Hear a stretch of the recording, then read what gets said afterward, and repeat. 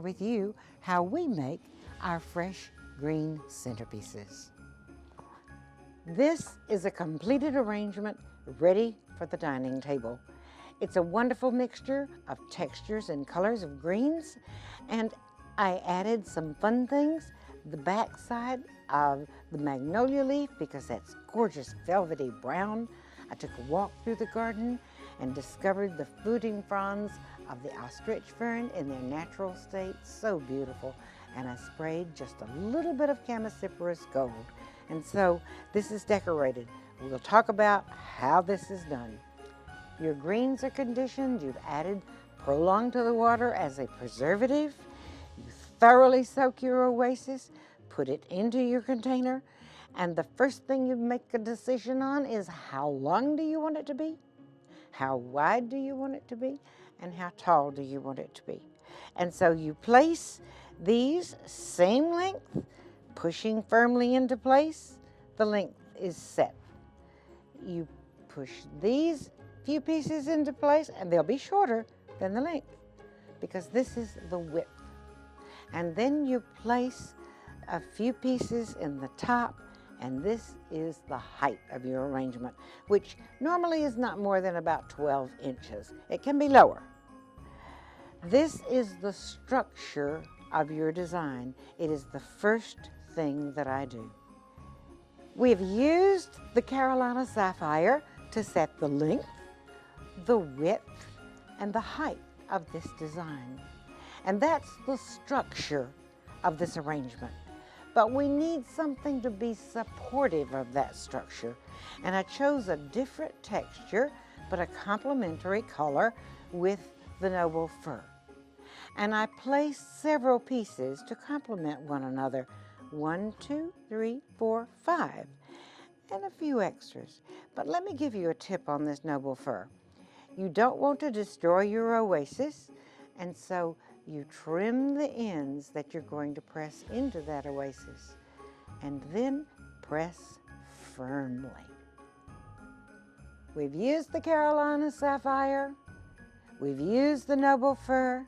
It's a wonderfully complementary color. And now we've chosen the filler for this. And it's the deep green, but it is also a contrast in the texture because the broader leaf against the needled evergreen. So I've used the boxwood. I've used a few pieces to give it a little height, but as filler, I have primarily tucked it down into all the empty spaces.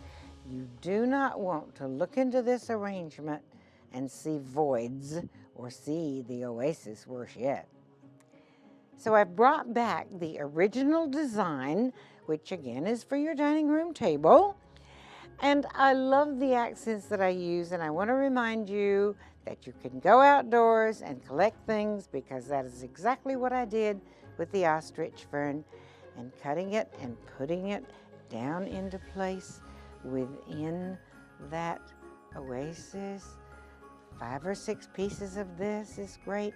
I love the contrast of the natural color of the ostrich fern.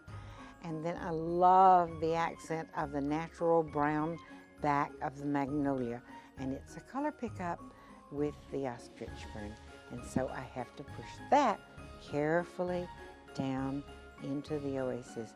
And I'm just using the leaves only of this. Now I'm going to show you some alternatives for decorating this beautiful greens arrangement. In the previous arrangement, I used single leaf, but the back side, the beautiful brown of the leaf of the magnolia. Here I'm going to use the stem of the magnolia, placing that into the oasis. A couple of pieces is really all that's required. And then some red bows, nice wired ribbon, one tucked into place that side, one tucked into place on this side, and then some winterberry holly, a couple of branches here,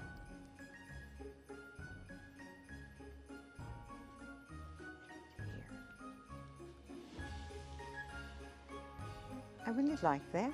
I think it's complete.